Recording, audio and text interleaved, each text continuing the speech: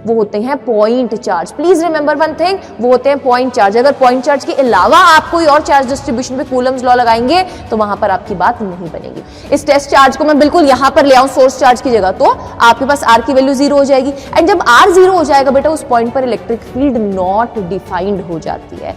तो आप एक चीज का है ना बेटा अपने माइंड में क्लियर रखिएगा, at a particular position of the source charge जहां पर है उस पोजीशन पर अगर आप बात कर रहे हो तो आप इलेक्ट्रिक फील्ड को डिफाइन नहीं कर सकते, it is not defined. Complete 30 minutes में क्या हम electric charges and field chapter का रिवीजन कर सकते हैं? बिल्कुल कर सकते हैं। अगर आप एक बोर्ड के एस्पिरेंट हैं या फिर आप नीट के एस्पिरेंट हैं तो आपके लिए ये video for revision best video साबित होने वाला है।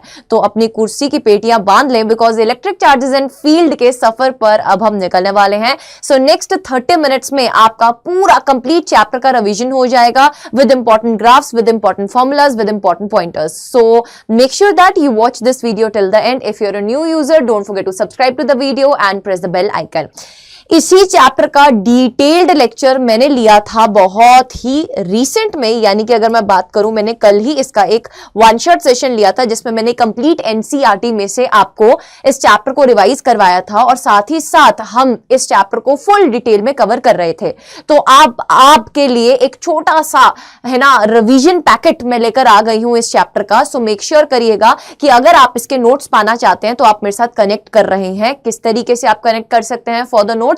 आपके पास दो जरिए हैं, या आप टेलीग्राम पर कनेक्ट कर सकते हैं हमारे ऑफिशियल चैनल एनसीईआरटी नीट अड्डा 24/7 के, आपको वहां पर भी इसका पीडीएफ मिल जाएगा। दूसरा बेटा वे है कि आप इसी वीडियो के डिस्क्रिप्शन बॉक्स में जो गूगल फॉर्म का लिंक मेंशन किया गया है, आप उसको फिल करके भी हमारे साथ कनेक्ट कर सकते हैं। एंड अगर आप इस ईमेल आईडी पर मेल करते हैं तो भी मैं आपको इसका पीडीएफ प्रोवाइड कर दूंगी। साथ ही साथ आप मुझे कम्युनिटी पर जरूर से फॉलो करें, बिकॉज इस ग्रुप्स में आपको अलाइंड फॉर्म में सारे के सारे माइंड मैप्स भी मिल जाएंगे। सो सिंपली अड्डा 24/7 की ऐप को डाउनलोड करके कम्युनिटी सेक्शन पर जाना है। आफ्टर है ना क्लिकिंग ऑन योर गोल, अगर आपका गोल नीट एग्जाम है, अगर आपका गोल K12 सेक्शन में जाकर बोर्ड एग्जाम क्रैक करना है, तो अकॉर्डिंगली अपना गोल सिलेक्ट करेंगे। दोनों ही कैटेगरी में आपको मेरा कम्युनिटी ग्रुप मिल जाएगा, आप वहां पे मुझे फॉलो कर सकते हैं।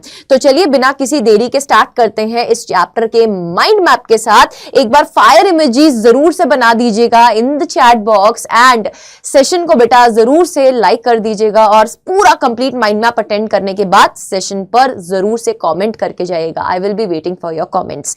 So let's start with the basic thing, what is basically the properties of charge. Basic properties of charge क्या होती है, ये कंप्लीट हैंड रिटन नोट्स आपको मिल जाएंगे बेटा, मैंने आपको बता दिया है। सो आप जुड़े रहिएगा। आप इस तरीके से कतई मत सोचिएगा कि यार हम सिर्फ पढ़ लें तो हो जाएगा, नहीं, कोशिश कीजिए कि आप ये माइंड मैप मेरे साथ बना रहे हैं, ठीक है।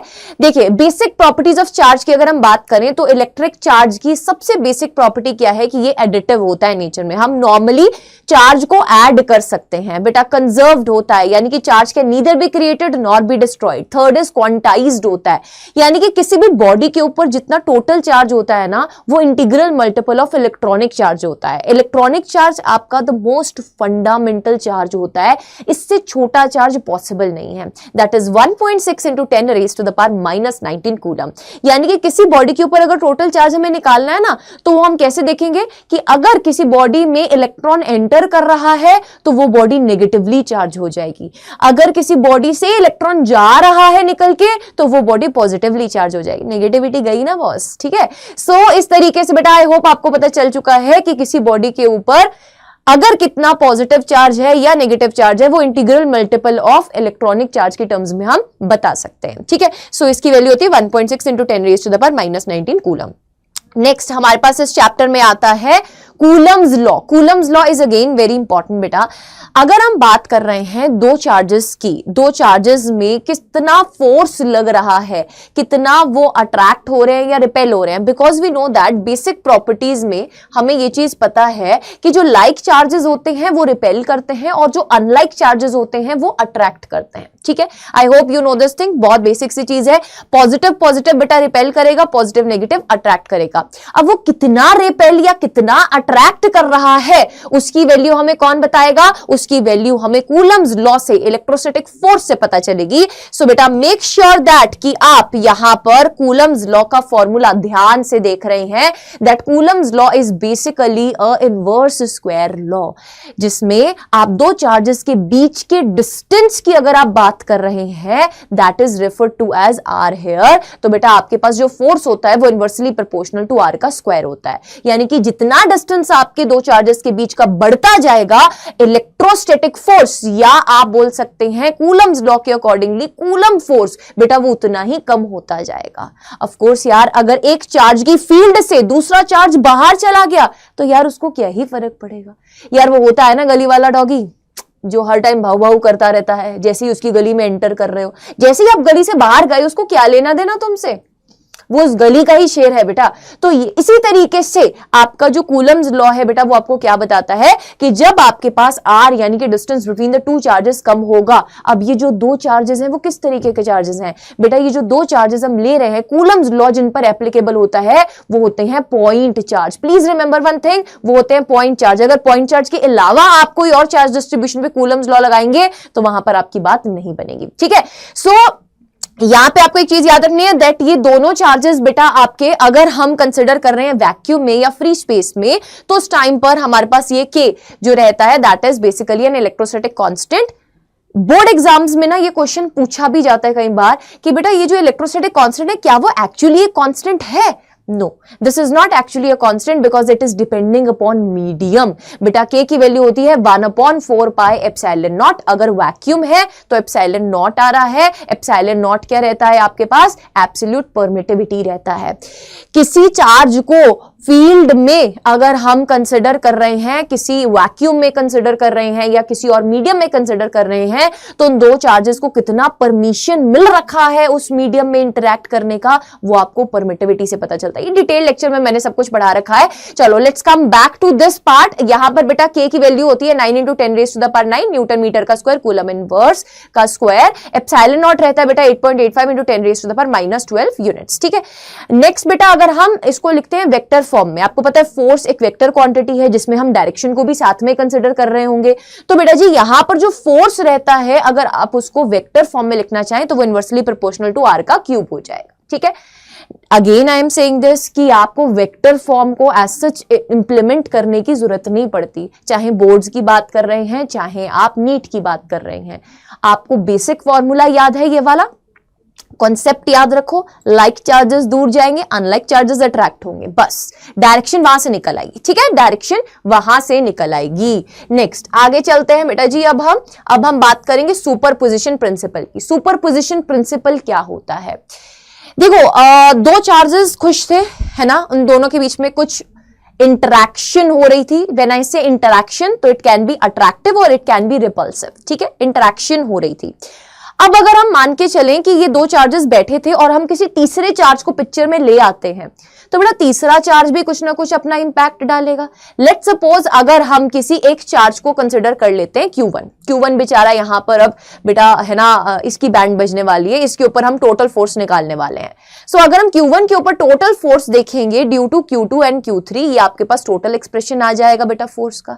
अब अगर पिक्चर में हम किसी और चार्ज को भी ले आए तो वो भी इसके ऊपर फोर्स लगाएगा। तो सुपरपोजिशन प्रिंसिपल कहता है कि जो ओवरऑल नेट फोर्स है ना फर्स्ट चार्ज पर, वो किसी नए चार्ज के आने से चेंज हो जाएगा, बट जो दूसरे का इंपैक्ट था उसके ऊपर जो लग रहा था, जो किसी सेकेंड या फिर फर्स्ट चार्ज या आप बोल लीजिए सेकेंड या फिर थर्ड चार्ज का जो इंपैक्ट पड़ रहा था फर्स्ट पर, वो चेंज नहीं होगा।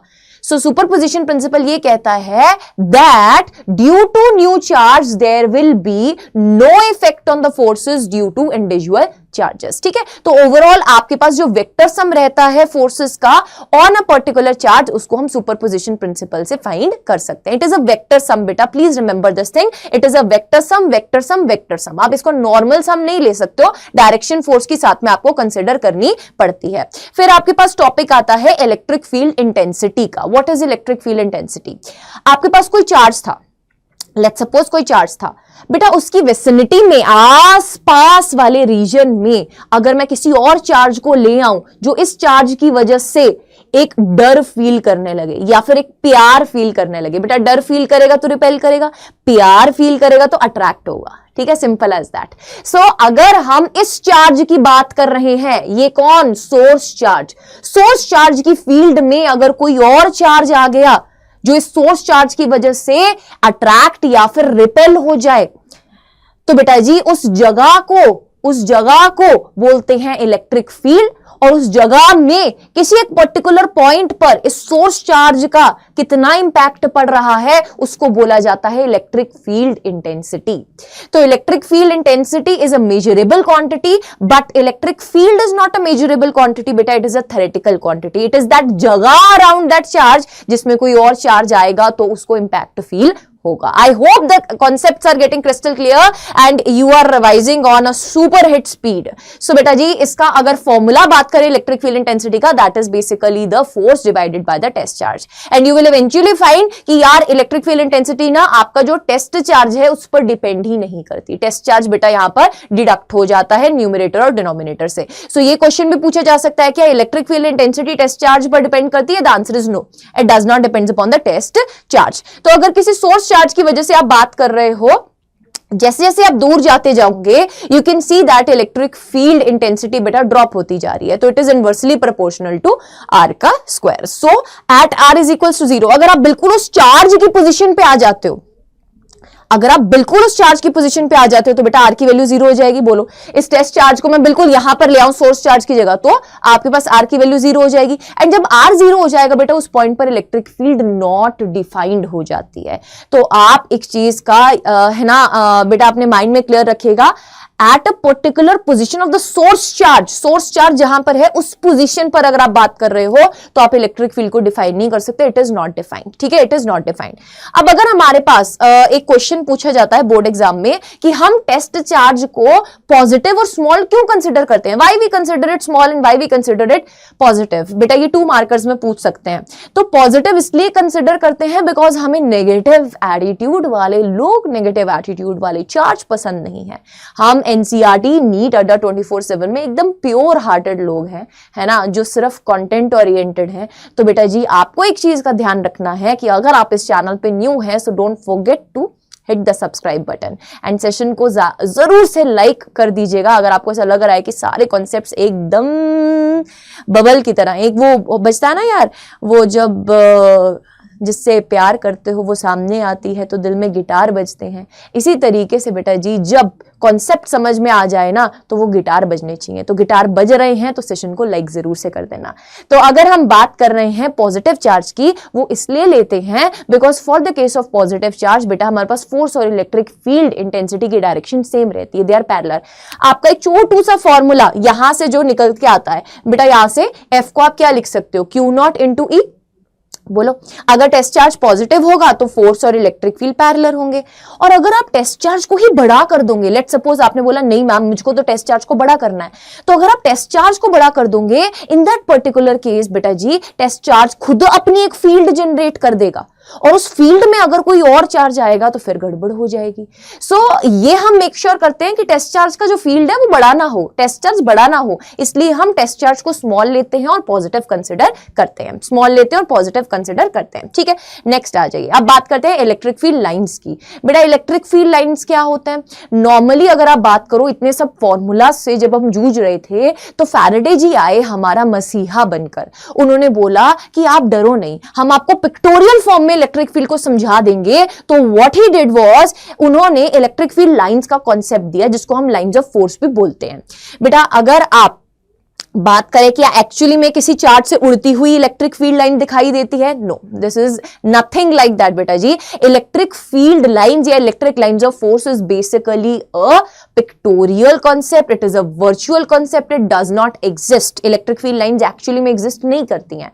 अगर मैं मान के चल रही हूं लेट सपोज हमारे पास XY एक इलेक्ट्रिक फील्ड लाइन है, बेटा किसी भी पॉइंट P पर मुझे अगर डायरेक्शन फाइंड करनी है इलेक्ट्रिक फील्ड की, what I am going to do is I am going to make a tangent at that point. वो टेंजेंट आपको इलेक्ट्रिक फील्ड की डायरेक्शन वहां पर उस पर्टिकुलर पॉइंट पर प्रोवाइड करके देता है। अब इलेक्ट्रिक फील्ड लाइंस ना क्लोज लूप्स नहीं बनाते, they always start from a positive charge and they terminate at a negative charge. Positive से शुरू होकर नेगेटिव पे टर्मिनेट हो जाती हैं। अब जो क्वेश्चन यहां से बोर्ड एग्जाम में बनता है वो क्या बनता है कि इलेक्ट्रिक फील्ड लाइंस इंटरसेक्ट क्यों नहीं कर सकती स्टेट, रीजन ऑफ दिस, ठीक है, इसका रीजन बताओ बेटा। इलेक्ट्रिक फील्ड लाइंस कभी भी इंटरसेक्ट नहीं कर सकती because at the intersection point आपके पास दो डायरेक्शंस ऑफ इलेक्ट्रिक फील्ड आ जाएंगी और इलेक्ट्रिक फील्ड की डायरेक्शन हमेशा यूनिक रहती है, इसलिए बेटा it is never ever possible कि दो इलेक्ट्रिक फील्ड लाइंस इंटरसेक्ट कर जाएं, so they do not intersect. I hope यहां तक आपको सब कुछ क्लियर हो गया है। हम आगे चलें बेटा, नेक्स्ट पार्ट की तरफ मूव करें। Let me zoom out for you ताकि हम देख सके हमने ये वाला पेज पूरा कवर कर लिया है। जी हाँ, हमने ये वाला पेज पूरा कवर कर लिया है। ग्रेट, नेक्स्ट बेटा अगले पार्ट पर चलते हैं। अब हम बात करने जा रहे हैं इलेक्ट्रिक डायपोल की। इलेक्ट्रिक डायपोल क्या होता है? What do you mean by the term electric dipole? बेटा सिंपल सी बात है, दो पॉजिटिव चार्जेस जिनका मैग्नीट्यूड सेम है, अगर हम बात कर रहे हैं मैग्नीट्यूड सेम है बट ऑपोजिट साइन के हैं, ठीक है, एक पॉजिटिव 2 कूलम एक नेगेटिव 2 कूलम, मैग्नीट्यूड सेम है, स्मॉल डिस्टेंस से इनको सेपरेट किया गया है, तो इस सेटअप को इलेक्ट्रिक डायपोल बोलते हैं, ठीक है।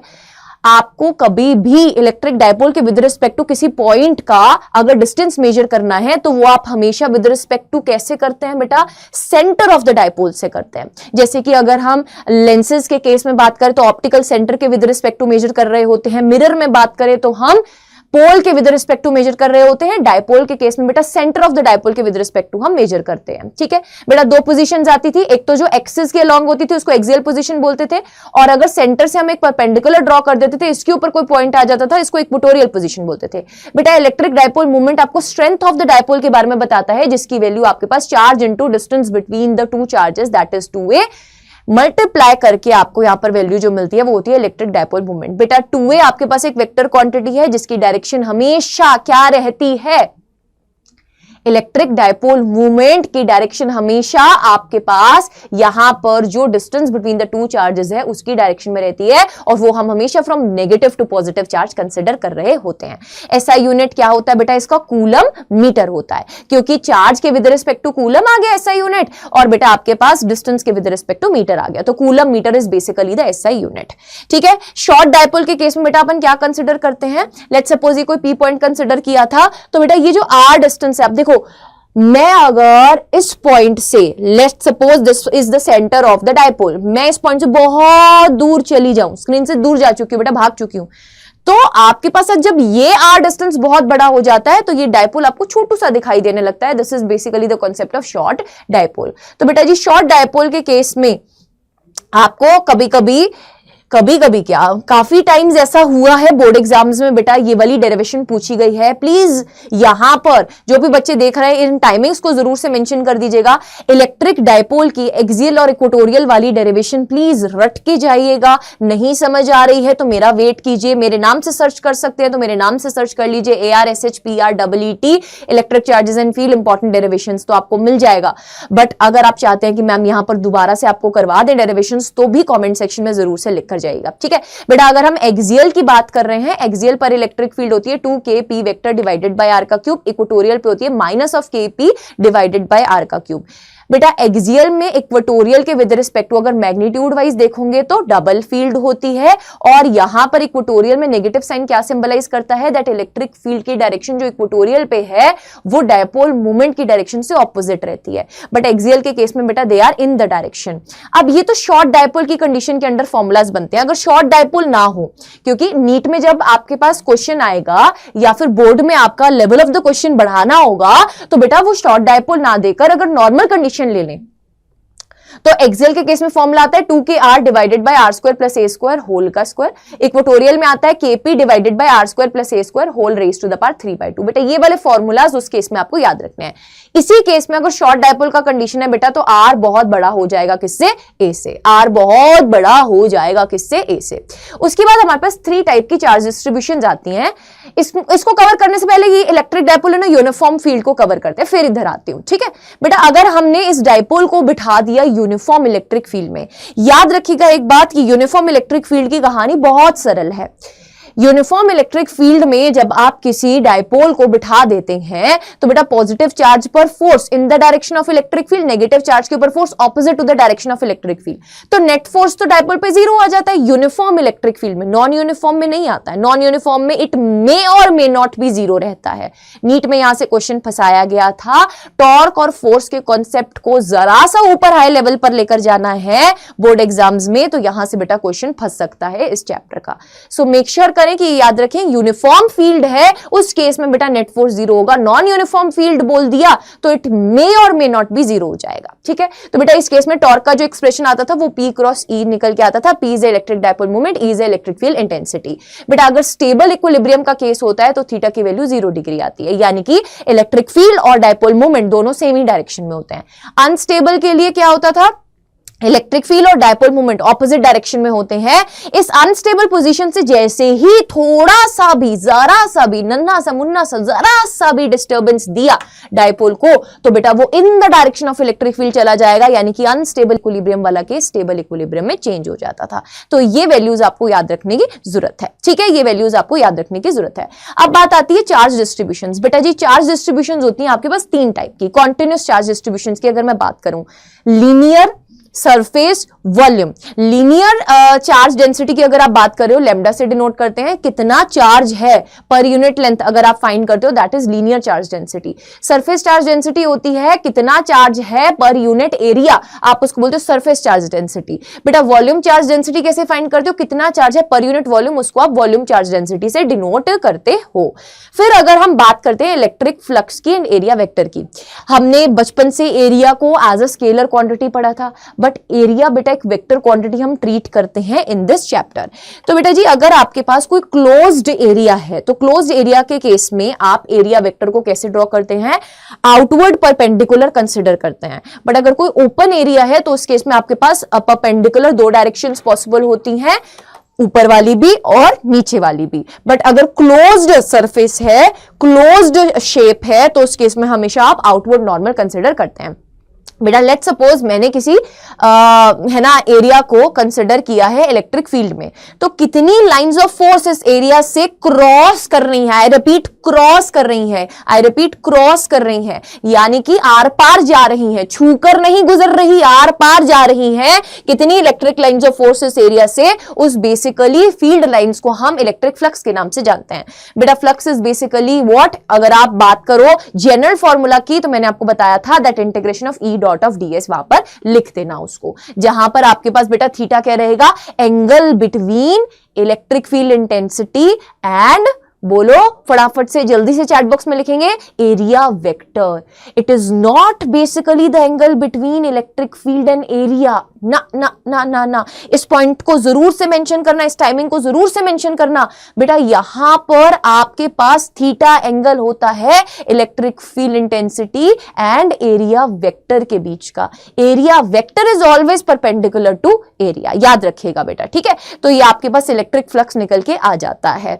ओके जी, SI यूनिट इसके क्या रहते हैं बेटा, न्यूटन कूलम इनवर्स मीटर का square. Newton coulomb inverse respective to electric field intensity and area के विद रिस्पेक्ट टू बेटा जी मीटर स्क्वायर आ जाता है। ठीक है जी, आई होप ये टर्म्स क्लियर हो गई हैं। उसके बाद हमारे पास एक कॉन्सेप्ट आता है गॉस लॉ का और उसकी एप्लीकेशन का। अब बेटा जी गॉस लॉ क्या कहता है कि तुम परेशान मत हो, तुम परेशान मत हो। अगर आपके पास कोई चार्ज डिस्ट्रीब्यूशन ऐसी बन रही है जो सिमेट्रिक चार्ज डिस्ट्रीब्यूशन है, तो उस केस में आप बहुत इजीली इलेक्ट्रिक फील्ड फाइंड कर सकते हो।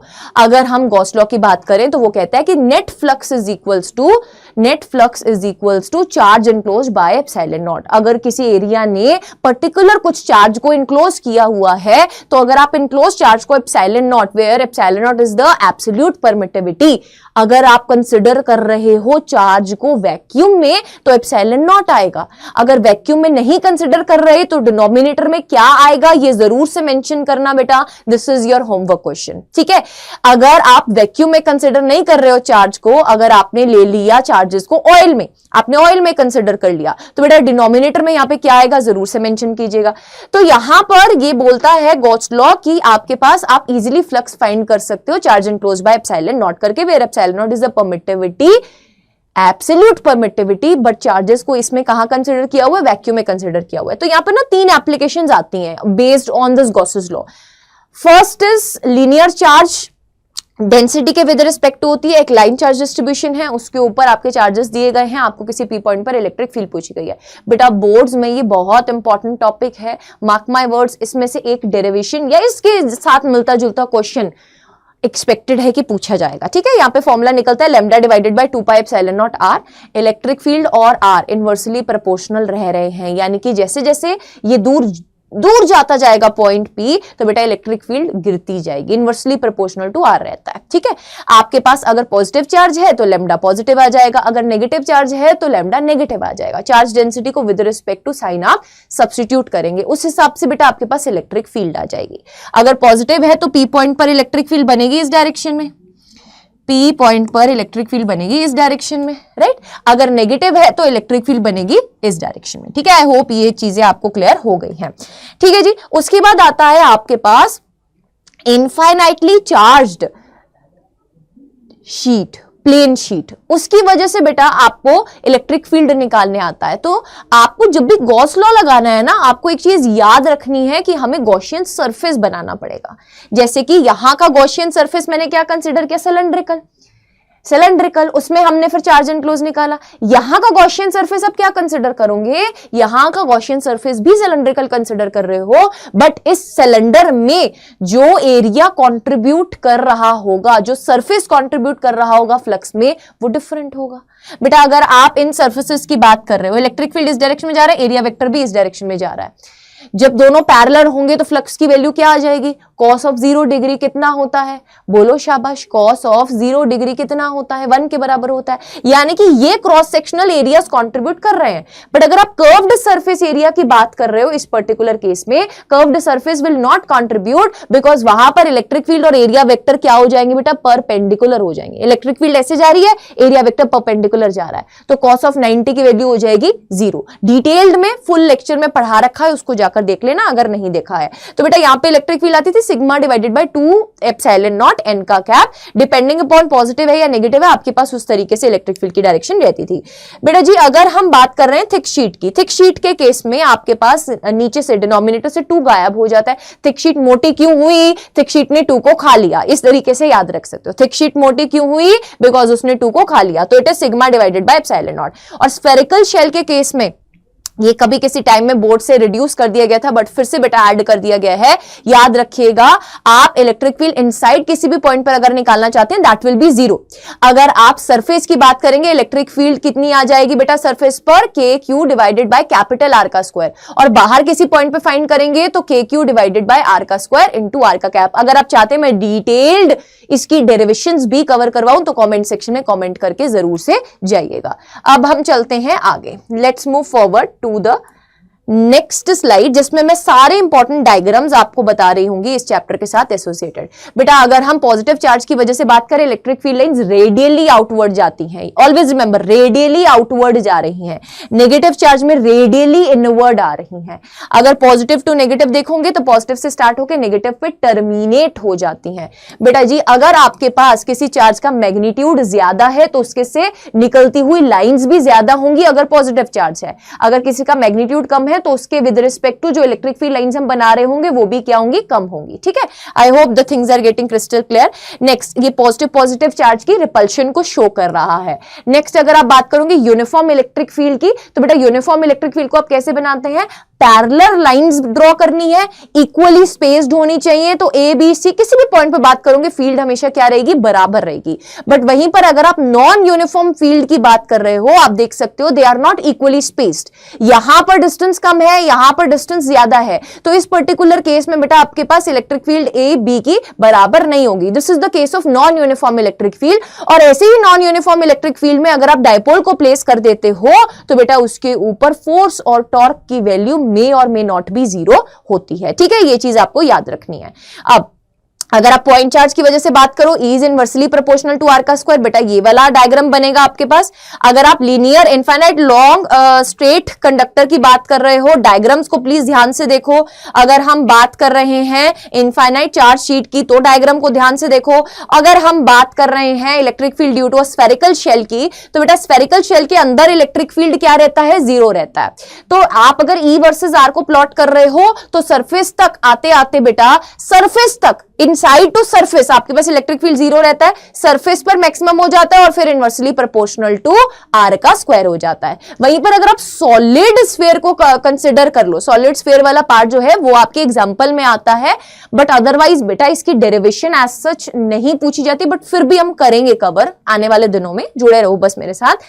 तो inside electric field non equal to 0 रहती है, इनसाइड बेटा electric field directly proportional to r रहती है सॉलिड स्फीयर के केस में, जब चार्जेस अंदर बैठे हैं, क्योंकि यहां पे वॉल्यूम चार्ज डिस्ट्रीब्यूशन का केस आता है। सरफेस पर मैक्सिमम होती है, inversely proportional to r square होती है, बाहर जाती जाती। ठीक है, अब ये याद रखना, इनफाइनाइट चार्ज शीट के केस में आप देख सकते हो आर पर डिपेंडेंस नहीं है, तो अगर E वर्सेस आर प्लॉट करते हो बेटा स्ट्रेट लाइन बनती है। आर का कोई मर्जी, कितना मर्जी डिस्टेंस पे आप प्लेन शीट से देखो, इलेक्ट्रिक फील्ड हमेशा सेम ही रहेगी। So this was all about today's class. ये कंप्लीट हमारा mind map, first chapter electric charges and field का, whether you are board student, whether you are NEET aspirant, आपके लिए बहुत ही इंपॉर्टेंट है। इसको जरूर से सेव कर लेना, ये प्लेलिस्ट बना दूंगी मैं अलग से टीम को बोलकर, इस प्लेलिस्ट को सेव कर लेना। किसी को डिटेल लेक्चर देखना है इसका तो मेक श्योर दैट आप एनसीईआरटी वन शॉट का ये वाला लेक्चर मेरा जाकर जरूर से देख रहे हैं।